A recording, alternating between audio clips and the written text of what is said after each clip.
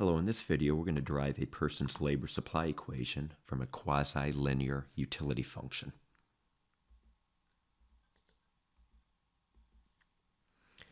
So here is our quasi-linear utility function. Utility is a function of C, consumption spending, and L, hours of leisure.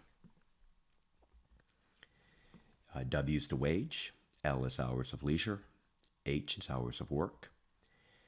We're going to assume a person has 24 hours in a day to allocate between leisure and hours of work. V is non-labor income. C, as I said, is consumption spending. And so here's our constraint. Consumption spending equals a wage times hours of work plus V, non-labor income. First thing we're going to do is we're going to get the marginal utility of leisure. Take the partial derivative of the utility function with respect to leisure. So the derivative of the natural log of L is just 1 over L, and that is being multiplied by A. So the marginal utility of leisure is given as A divided by L.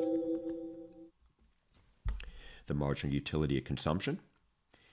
Take the partial derivative of the utility function with respect to C, and we just get 1.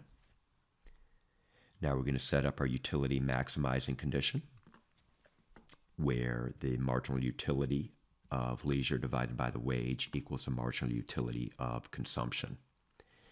So just substituting in here now for the marginal utility of leisure, which is A divided by L.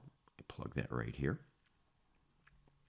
Multiplying both sides through by the wage, we get this result. The next step is to do a substitution. What is hours of leisure? Hours of leisure equals 24 hours minus hours of work, so making a substitution. At this step here, we're going to multiply everything through by 24 minus H.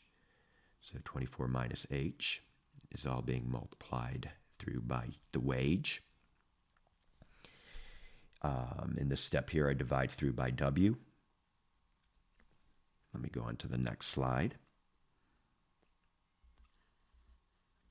So that's what we had in the last slide. And now just moving some things around.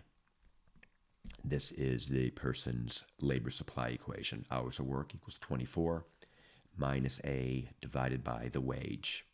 Okay, notice that this is a positively sloped labor supply curve. As W increases, hours of work will increase. Changes in non-labor income have no effect on labor supply with this type of utility function, so V doesn't appear in this labor supply equation, so changes in income have no effect on labor supply in this particular case, in this particular type of utility function. Okay, that's it. I hope you found this video helpful.